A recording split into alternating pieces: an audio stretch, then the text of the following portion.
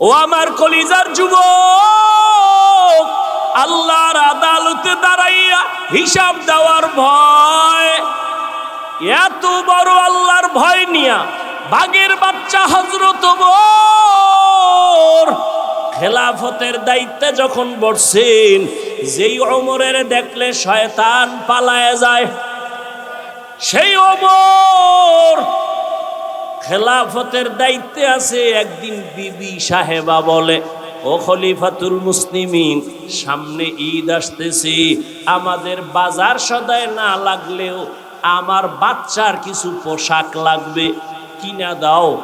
ওমর কয়, পোশাক কেনার টাকা নাই। কি নাই?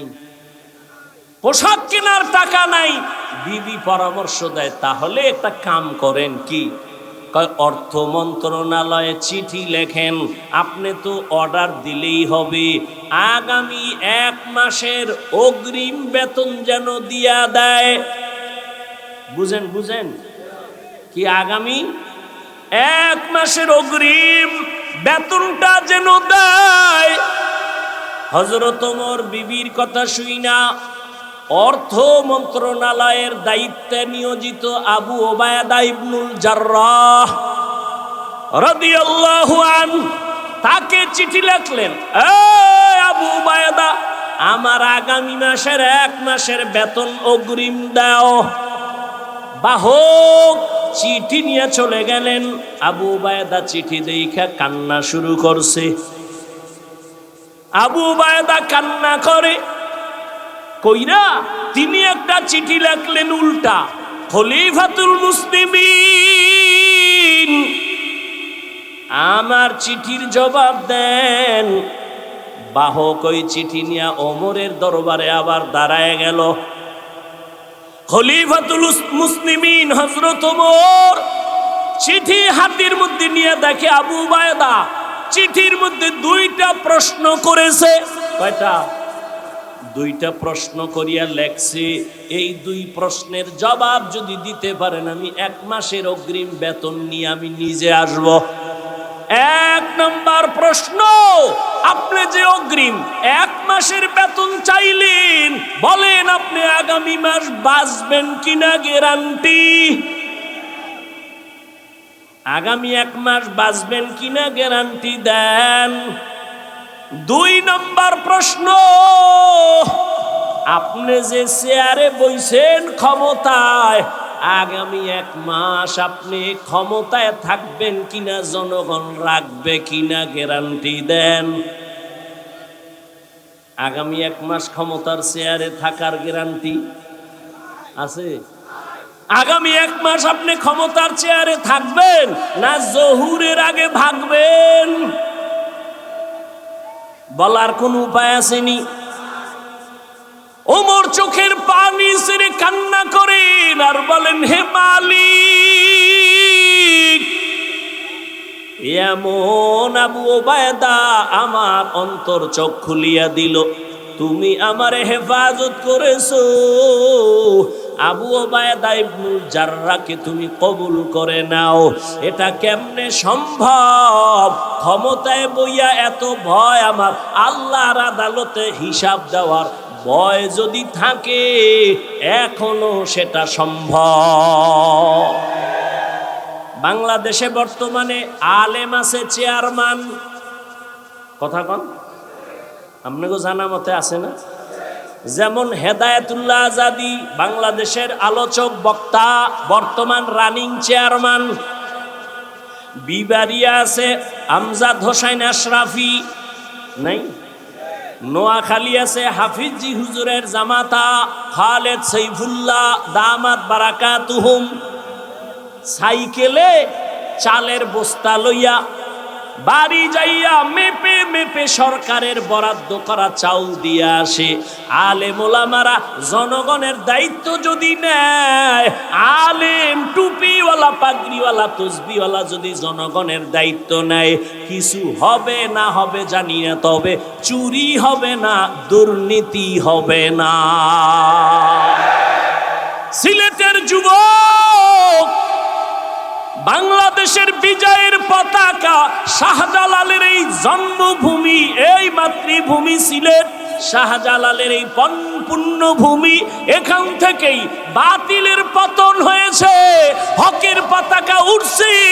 ও যুবক, আবার রেডি হইয়া যাও, কোনো ডান নাই বাম নাই।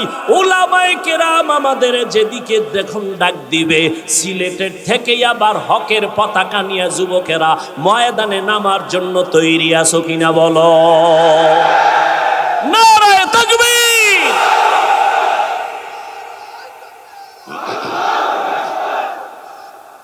ভাইরা আমার, তৈরি থাকো। উলামায়ে কেরামের ডাক আসবে, জালেমের বিরুদ্ধে ডাক আসলেই ময়দানে নেমে যাওয়া। মুসলমানের আন্দোলন একবার না বারবার। মুসলমান জীবন একবার দেয় না, বারবার। কোন নেতার জন্য না, ইসলামের জন্য। কি? ইসলামের জন্য। আল্লাহ বুঝার তৌফিক দান করে। وَأَمَّا مَنْ خَافَ مَقَامَ رَبِّهِ وَنَهَى النَّفْسَ عَنِ الْهَوَى فَإِنَّ الْجَنَّةَ هِيَ الْمَأْوَى। আল্লাহর আদালতে দাঁড়াইয়া হিসাব দেওয়ার ভয়, বান্দা তুমি নিজেকে তৈরি করে নাও। জীবনে তো গুনাহ কম করো নাই রে যুবক, এখনো সময় আছে, তওবা করে নবীর আদর্শের মালা গলায় লাগাও। দুনিয়া কিছুই না, কই টাকা, কই বাড়ি, কই গাড়ি, কই বডিগার্ড, সিকিউরিটি গার্ড, কেউ কাজে আসে না। বিপদ কপাল যদি পুইরা যায়, কেউ বাঁচাবার উপায় রাখে না। কিন্তু উলামায়ে কেরামের বন্ধু বানাইয়া চলো, নবীর আদর্শের মালাটা গলায় লাগায়া চলো। দুনিয়াও তোমার জীবন ধন্য, পরকালেও তোমার জীবন ধন্য। এখনো যারা নামাজ পড়তে পারো না, রোজা রাখতে পারো না, আলেমদেরকে বন্ধু বানাইতে পারো না, স্কুলে পড়ো, কলেজে পড়ো, চাকরি করো, ব্যবসা করো, কোনো বাধা নাই। ওখানে থাকিয়াই তুমি নবীর আদর্শের মালা গলায় লাগাও। মা বাবার দোয়া নাও, উলামায়ে কেরামের পরামর্শ নিয়া, তোমার শিক্ষকের দোয়া নিয়ে আগাও। তোমার মতো যুবক স্কুলে পড়ে, কলেজে পড়ে, চাকরি করে, ব্যবসা করে, 5 ওয়াক্ত নামাজি দাড়িওয়ালা আসেনি। তুমি কেন পারবা না রে বাবা?